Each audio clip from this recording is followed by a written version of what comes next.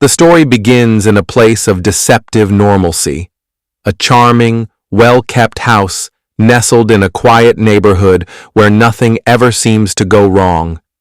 The kind of place where neighbors greet each other by name, where the sound of children laughing carries through the streets in the late afternoon, and where the worst crime in recent memory might be a stolen bicycle.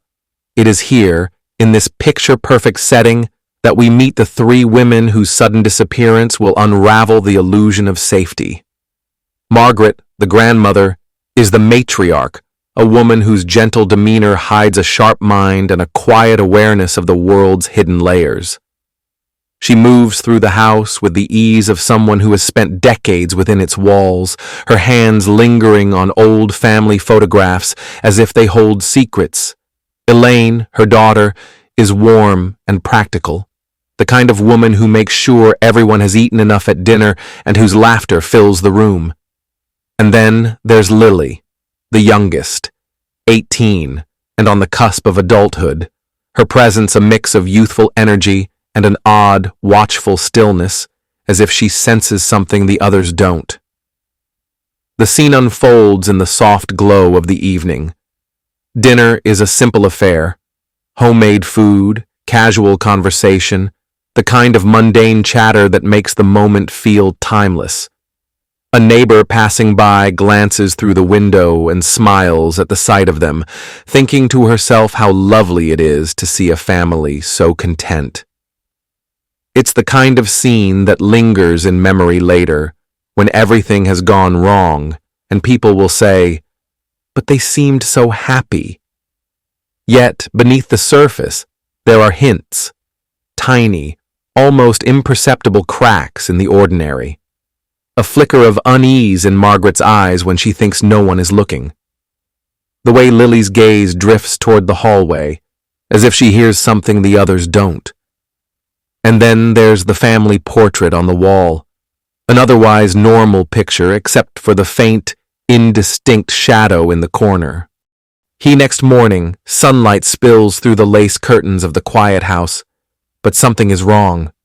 The air is too still, the silence too heavy. Sarah, Elaine's closest friend, knocks on the front door, once, twice, a third time with growing urgency. Elaine never misses their weekly coffee date. Never. When no one answers, Sarah tries the knob. It turns easily in her hand.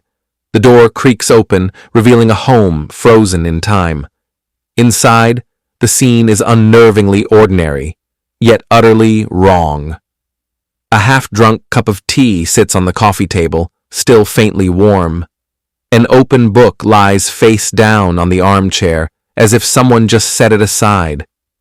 In the kitchen, a bowl of fruit sits untouched, and Lily's phone rests on the counter, its screen dark. Upstairs, Margaret's knitting project is abandoned mid-stitch, the needles stuck in the yarn like a paused breath. Everything is perfectly in place, except for the people. Sarah's voice echoes through the empty house as she calls out their names, each one met with silence. Her footsteps sound too loud against the hardwood floors. A draft slithers through the hallway, though no windows are open. Then, just as she's about to leave, she catches it, a faint, acrid scent lingering in the air. Burnt matches, sulfur, something that doesn't belong. She hesitates, then shakes her head. It's nothing. It has to be nothing. But as she steps back outside, the door clicking shut behind her, the house seems to exhale, as if it's been holding its breath the whole time. Detective Harris arrives in a swirl of autumn leaves and the low hum of a restless town. The neighbors have gathered in hushed clusters, their whispers darting like startled birds. The house looms behind them, still pristine, still silent. But now it feels less like a home and more like a crime scene. Harris steps inside, his sharp eyes scanning for anything out of place. But that's the problem. Nothing is out of place. The teacups are clean, the chairs tucked in, the beds neatly made. It's as if the women simply dissolved into the air. He questions the neighbors, an elderly couple who swear they heard nothing, a young father who recalls seeing Lily watering the flowers just yesterday, a retired schoolteacher who mentions almost offhandedly that Margaret had been asking about the house's history. Said she found something in the old records, the teacher murmurs. Something about the land. Harris dismisses it as superstition, until he finds Margaret's diary tucked beneath a stack of yellowed letters. The entries start out ordinary. Grocery lists, doctor's appointments, notes about Lily's graduation. But then, in the weeks before the disappearance, the handwriting grows jagged, the words more frantic. They're watching us through the walls. Lily says she hears humming at night, but it's not coming from outside. The shadows don't match the light. Harris shuts the diary with a snap. His rational mind rebels, but the prickle at the back of his neck won't fade. Then, as he turns to leave, the floorboard creaks, not under his weight, but behind him, in the empty hallway. Detective Harris sits at the worn kitchen table, the dim glow of a single bulb stretching shadows across Margaret's diary. The house groans softly around him, old pipes, settling wood, or something else entirely. He flips through the brittle pages, each entry pulling him deeper into a history no one wanted to remember. Margaret's handwriting grows more desperate as the dates grow closer to the present. The well in the backyard isn't on any of the property maps. The town records say it was filled in 1924, but I can still hear water dripping down there, even in drought. Elaine thinks I'm paranoid, but Lily knows. She sees them too, the figures at the edge of her vision, gone when she turns her head. The previous owners left in the middle of the night. No note, no forwarding address, just like the family before them. Harris exhales, rubbing his temples. He needs facts, not ghost stories. Then, a knock at the door. It's the local historian, an elderly man with a box of yellowed newspapers and land deeds. His hands shake as he spreads them across the table. This house, he says, was built on the Blackwell farm. 3 generations lived here. Then, in 1892, the Blackwell women, mother, daughter, and grandmother, vanished without a trace. Just like yours. A chill creeps up Harris's spine.